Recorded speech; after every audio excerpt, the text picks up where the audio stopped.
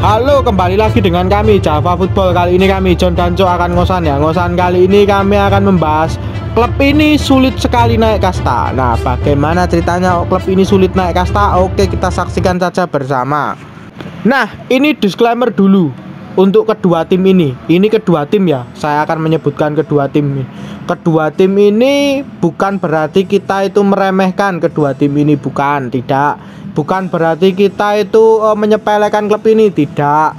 Bukan berarti klub ini tidak punya kesempatan naik ke Liga 1, itu tidak. Tetapi kita lebih memandang klub ini, memandang dari segi beberapa mungkin teknis dan aspek-aspek yang mungkin memadai untuk klub Liga 1. Nah, klub ini mungkin belum banyak infrastruktur yang mungkin masih memadai di Liga 1. Nah, jadi klub ini saya rasa sih bertahan dulu di Liga 2 itu masih realistis. Nah, itu disclaimer kita dulu ya. Jadi jangan nanti terus wah gue mendukung klub iki mendukung klub iki pada podo-podo Jateng dan lain-lain. Yo tidak. Semua tetap punya kesempatan. Semua tetap punya kesempatan untuk naik kasta itu pasti ada. Tapi beberapa klub di Liga 2 di Jateng ini ada beberapa tim yang menurut pandangan kami pribadi itu masih belum layak untuk berada di Liga 1, tapi masih tetap nantinya itu layak, tapi kan masih perlu pembenahan selanjutnya sih, masih perlu itu. Nah, tapi kan itu memerlukan proses yang panjang juga. Nah, kedua tim ini kemarin habis melakukan friendly match atau uji coba, yaitu Persipapati dan Perseka Tegal ya. Persipapati dan Perseka Tegal ini sebenarnya klub yang mungkin bakal jadi kuda hitam di Liga 2 sih iya kalau Persipapati ya, tapi kalau untuk naik kasta sih sebenarnya masih perlu pembenahan lagi. Seperti Persipapati itu dari infrastruktur itu masih agak kurang. Lalu yang kedua itu sendiri bagaimanapun tetap klub itu butuh pendanaan yang yang sehat, tadi yang kuat dan lain-lain itu juga perlu. Itu bukan untuk Persipapati saja, Perseka Tegal juga sama sebenarnya. Problemnya kedua tim ini tuh hampir mirip lah ya. Kita bukan berarti meremehkan, tidak, sekali lagi kita tidak meremehkan, tetapi kalau untuk bertahan di Liga 2 sih kita masih oke, tapi kalau untuk di Liga 1 masih belum lah ya. Walaupun Persipapati saat ini pemainnya sudah hampir lengkap lah ya. Persipapati itu mendatangkan pemain asing asal Jepang, Takuto. Wah, ini pemain asingnya malah wis teko Persipapati. Bahkan kemarin juga sudah main menggantikan Trihandoko. Trihandoko juga masih bermain ternyata di Persipapati. Nah, kabar terbaru Persipapati juga mendatangkan Sultan Jiko, mantan pemain timnas ini. Wah, ini juga cukup keren nih. Sebelumnya bermain di Persik Kediri ini Sultan Jiko ini. Jadi diambil oleh Persipapati. Kalau dari Perseka Tegal sih masih biasa saja, belum begitu semenonjol seperti Persipapati ya. Persipa ini memang bakal menjadi kuda hitam sih saya rasa daripada Perseka Tegal ini. Nah, menurut pendapatmu Cuk, tentang kedua tim ini gimana ini? Tentang masih bertahan di Liga 2 atau ke Liga 1 ini? Ya, realistis saja John. Ini dua tim ini nggak degradasi lagi ke Liga 3 itu udah bagus sih. Mereka itu bertahan ya 3 tahun 4 tahun lah di Liga 2 itu udah bagus banget sih. Karena memang tim-tim seperti ini rawan bukannya malah munggah ke Liga 1 tapi malah midok di Liga 3. Ini memang yang perlu digaris bawah ya, bukan kita meremehkan tapi lihat kapasitasnya loh. Karena kalau naik Liga 1 itu saingannya serem-serem, kereng-kereng loh. Ya seperti PSM Jogja, Persiba Balikpapan, PSMS Medan, Sriwijaya FC, terus Persela Lamongan, Persipura Jayapura. Wah, mumet ya musuh karo klub-klub ya loh. Karena tim-tim yang saya sebutkan ini sangat berambisi naik ke Liga 1. Mereka itu udah sak momoe lah ya, awune dhuwur untuk level Liga 2. Jadi sulit bagi Persipapati dan Perseka Tegal untuk naik ke Liga 1. Itu secara kekuatan tim. Belum lagi kita membahas infrastruktur. Nah, infrastruktur Persipapati dan Perseka Tegal belum sangat belum memadai ya untuk level Liga 1. Nanti ending-endingnya apa? Nah, ending-endingnya tidak diperbolehkan PT LIB. Ending-endingnya apa? Ngungsi. Wah, lagi saya angel tuh ya loh.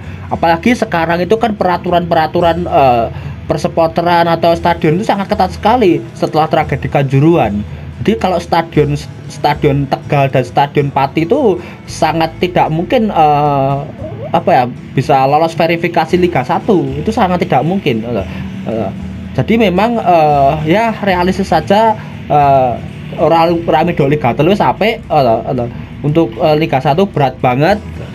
Tapi kita bukan masalah soal nanti tidak optimis ya tetap optimis ada.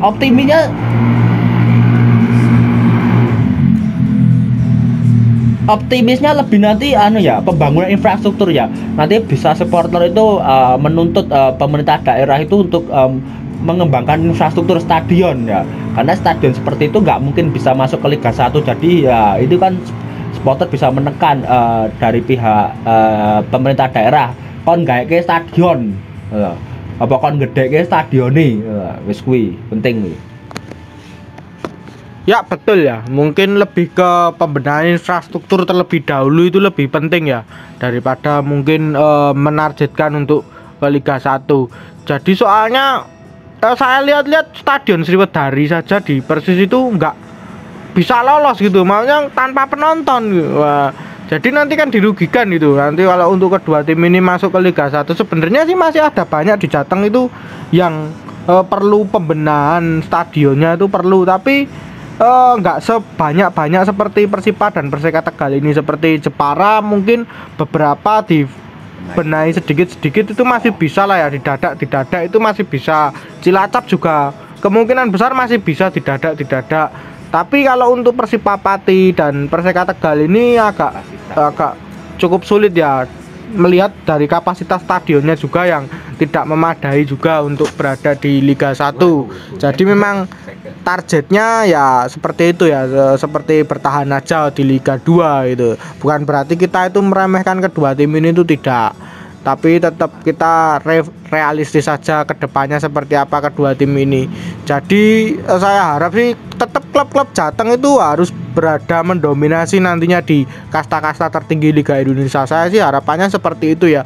Bener kata si Cuk tadi, yang sudah menggebu-gebu ingin lolos ke Liga 1 itu sudah sangat banyak klub-klub Liga 2 ini, seperti Persiba Balikpapan, Bekasi FC, PSIM Jogja, lalu Medan, lalu Sriwijaya, lalu Persela Lamongan yang ingin kembali ke Liga 1, Persipura.